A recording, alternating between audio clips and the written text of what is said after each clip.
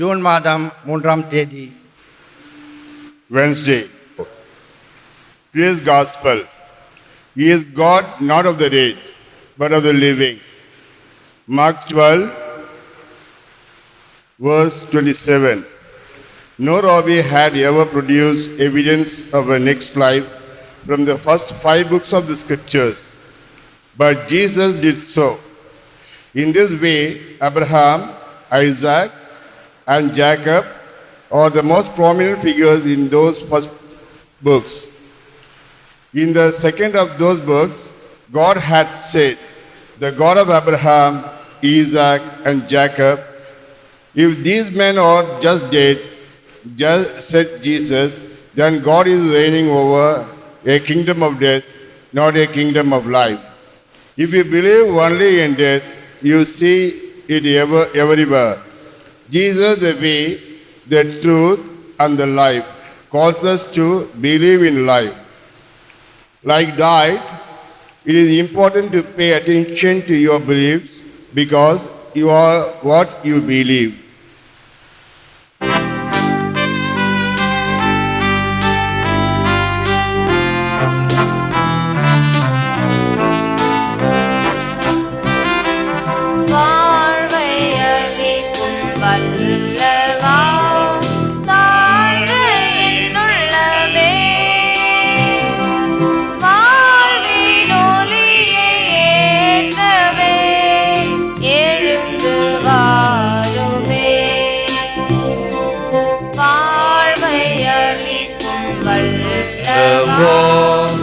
வாழ்வு என்னுள்ளவே வாழ்வின் ஒளியை ஏற்றவே எழுந்து வாருமே.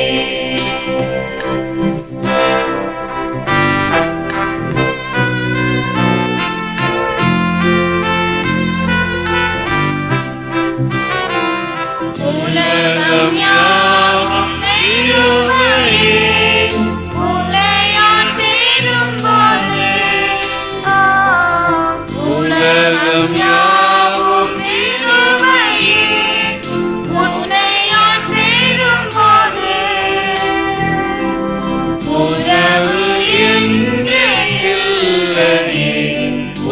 உறவு வந்ததா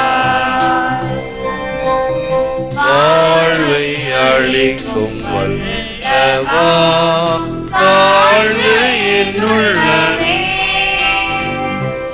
வாழ்வின் ஒளியை ஏற்றவே எழுந்து வாருமே.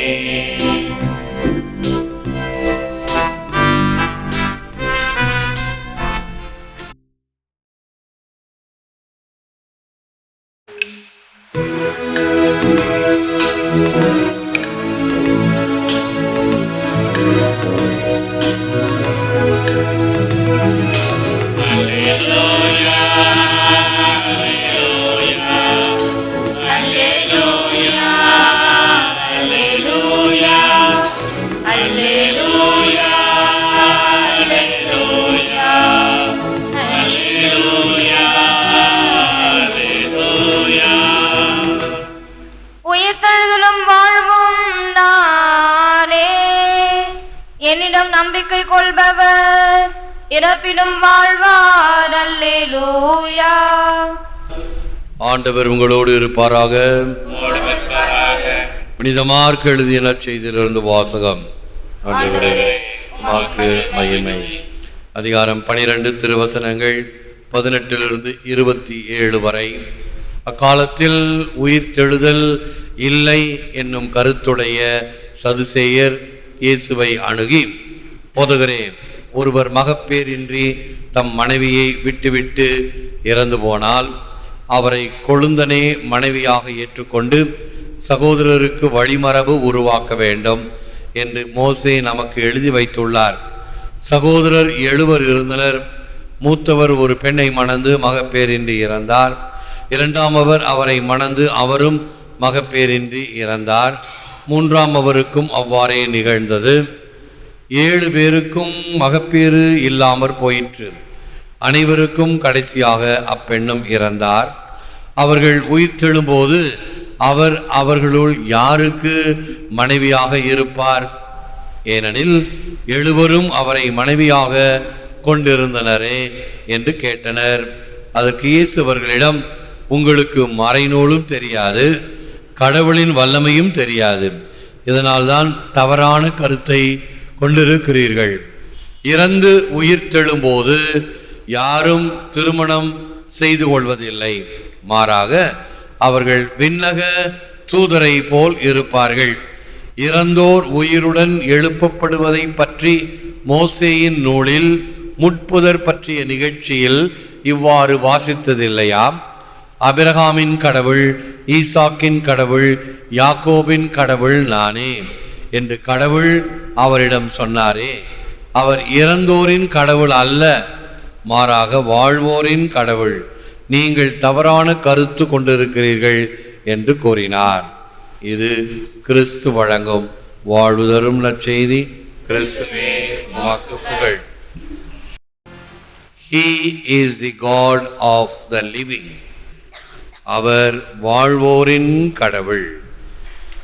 கிறிஸ்துவில் அன்பார்ந்த சகோதர சகோதரிகளே, அன்பார்ந்த தொலைக்காட்சி நேய விசுவாசிகளே, like diet, it is important to pay attention to your beliefs because you are what you believe.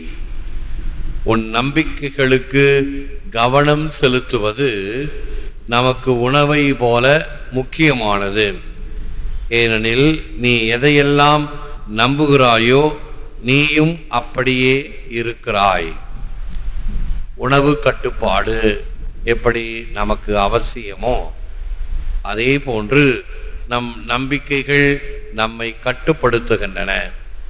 எதை நம்புகிறோம், எதை விசுவசிக்கிறோம், அதை வாழ்ந்து காட்ட அழைக்கப்படுகிறோம். விசுவாச பிரமாணம் சொல்லலாம், பாடலாம், பிரகடனம் செய்யலாம். ஆனால் அதை வாழ்ந்து காட்டுவது என்பது முக்கியமானது. இன்றைய நற்செய்தி நமக்கு தருகின்ற பாடம், நாம் வணங்குகிற கடவுள் வாழுகின்ற கடவுள், வாழும் தெய்வம்,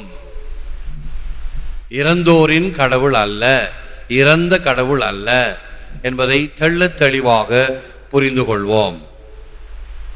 I am grateful to God.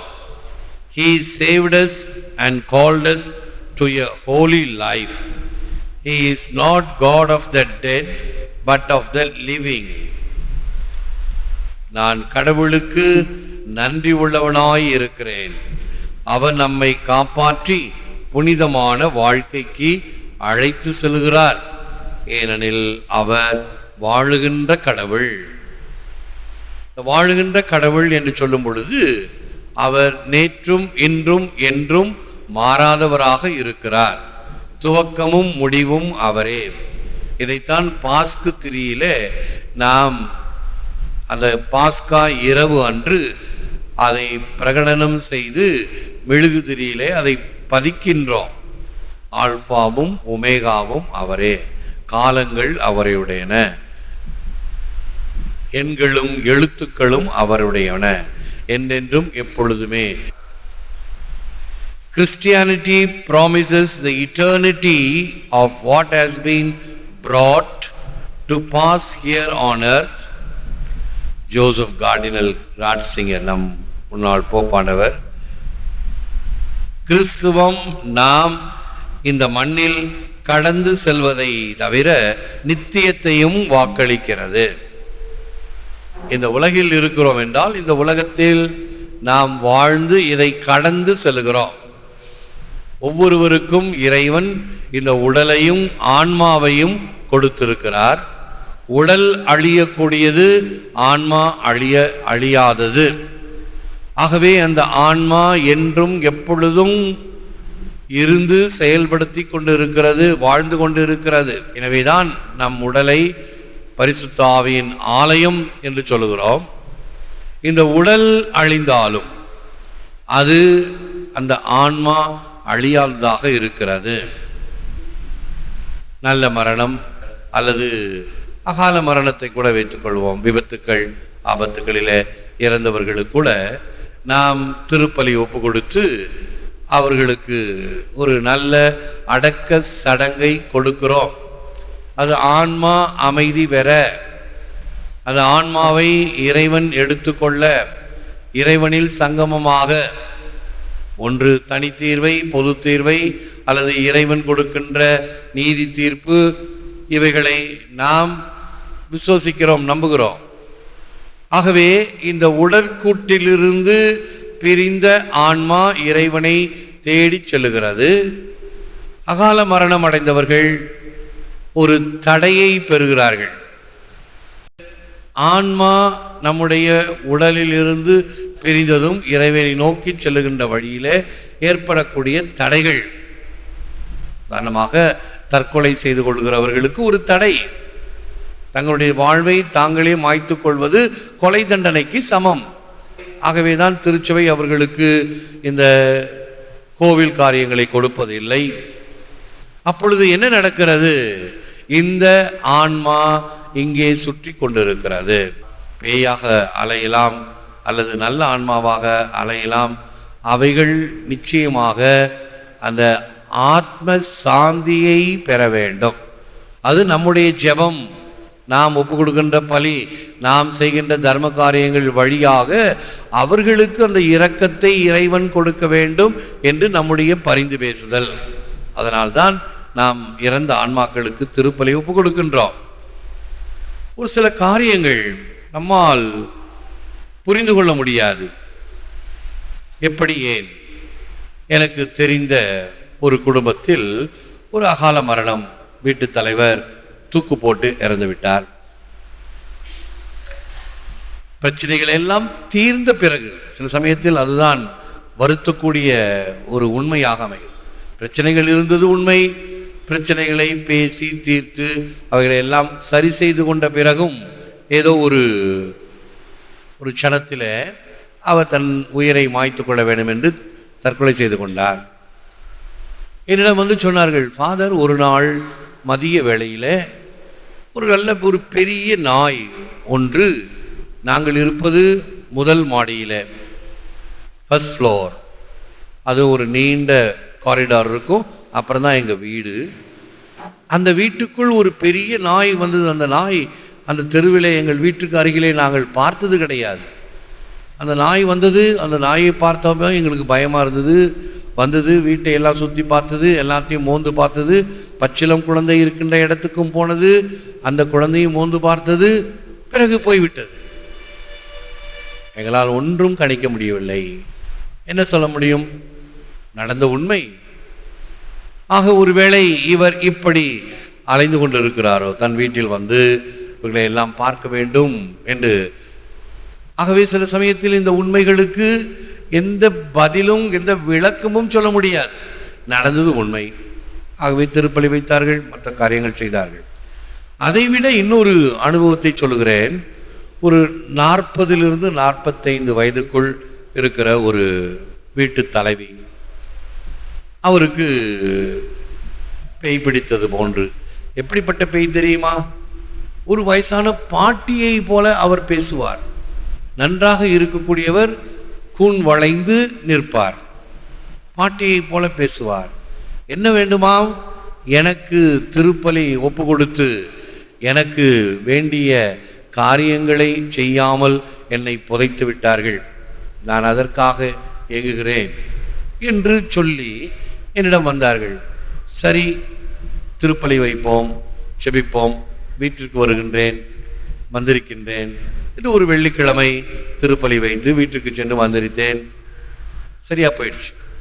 அடுத்த 2 வாரத்தில் வயசான தாத்தாவை போல பேசுகிறார். அந்த தாத்தாவுக்கும் இப்படிதான் நடந்தது போலும். 100% உண்மை, கண்ணால் பார்த்த ஒரு நிகழ்ச்சி. இதற்கு நாம் எப்படி பதில் சொல்ல போகிறோம்? இந்த ஆன்மாக்கள் இந்த ஆத்ம சாந்திக்காக இயங்குகின்றன. அதைத்தான் நம்முடைய கத்தோலிக்க திருச்சபை இறந்தவர்களுக்காக செபிக்கின்றது. அவர்களுடைய குற்றம் குறைகளை மன்னித்து இப்படி அலைகழிக்கப்படாமல் இறைவனுடன் சங்கமமாக வேண்டும்.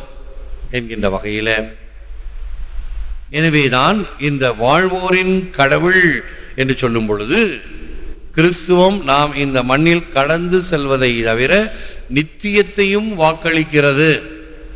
நமக்கு நித்திய வாழ்வு உண்டு, இட்டர்னல் லைஃப், இறைவனோடு சேர்ந்து வாழுகின்ற வாழ்வு.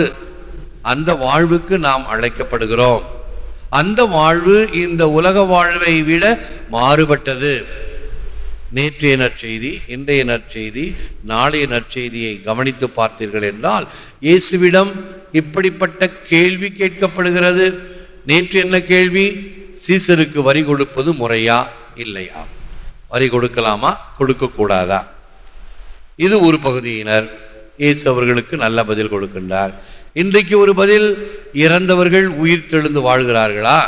அப்படி என்றால் 7 பேரை கணவனாக கொண்ட பெண்ணுக்கு மறு உலகில் யாருக்கு அவள் மனைவியாக இருப்பாள் என்று உயிர்த்தெழுதலை கேள்வி கேட்கின்ற நற்செய்தி இன்று.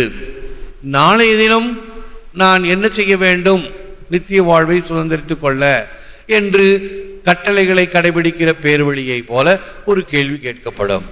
ஆக இவைகள் எல்லாம் மனிதர்களுடைய சந்தேகங்கள்.